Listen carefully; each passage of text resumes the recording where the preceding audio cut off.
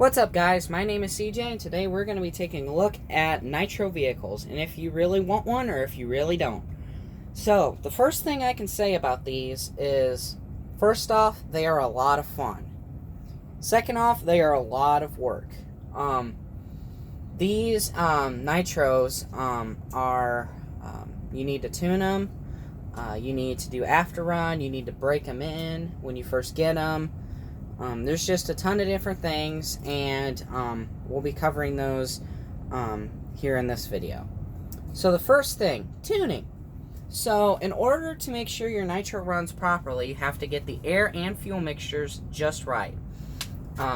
So they're on this particular vehicle, there's 3 different needles. One is for low speed, one is for high speed, and then there is an idle set screw. So what do those all mean? Well, the idle set screw adjusts your idle speed. So you don't want to have that too high, but you also don't want to have it too low.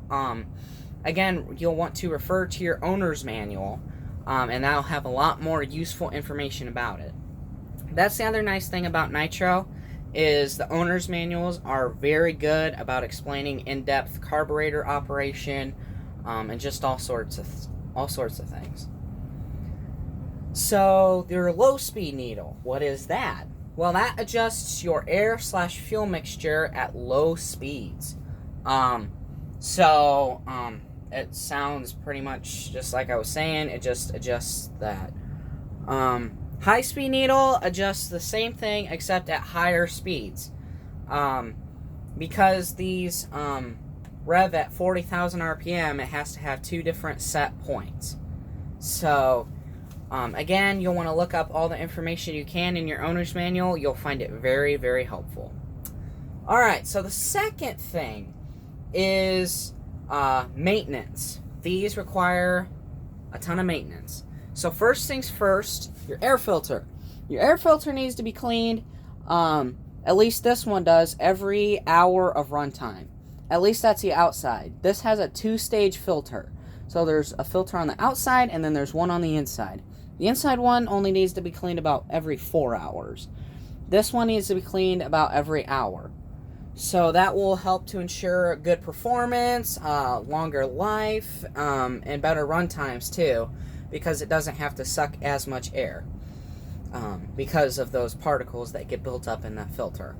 The other thing is you have to use air filter oil on the filters. That is to help prevent debris from getting into the motor, and just to help the engine breathe just that little bit better. So the other thing you have to do is, after you run them, you have to use you have to do something called after run. Now, after run varies on a bunch of different vehicles. You'll have to look that up in your owner's manual.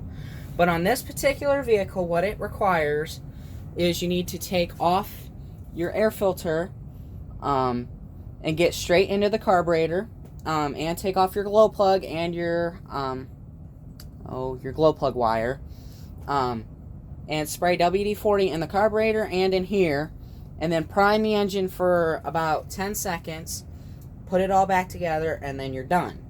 So this has to be done every single time you run it.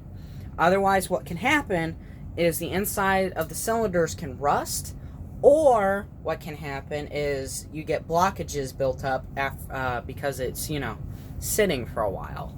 You want to make sure that you have it completely cleaned out, best to your ability.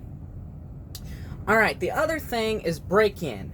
Now, break-in is different on a ton of different vehicles, and I'm not going to go over it too much. But basically, a manufacturer sends these with stock factory tuning. They basically just tune it so it'll start up and run.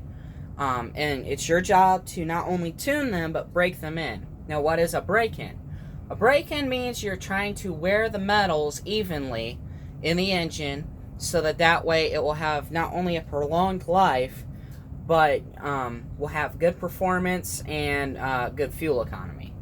So you want to make sure that you save yourself about 3 hours to do a break-in. That's a little long, I know, but that's That's being over conservative, if you will. You'd rather have more time than not enough time. So this one took me about 2.5 hours to break in.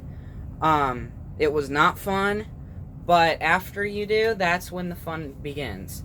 So if you have a local hobby shop or something like that that does break-ins, have them do it.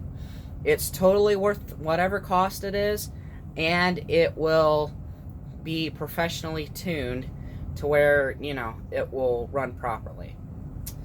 So, that's pretty much all I have for you guys.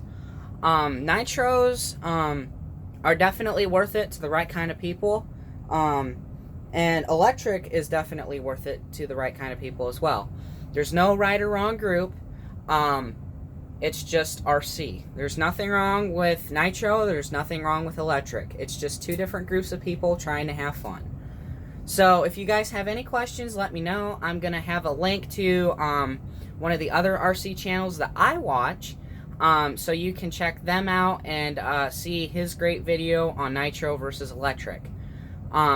So with that, I'm signing off. Thank you guys so much for watching. Please subscribe and like the video if you liked it.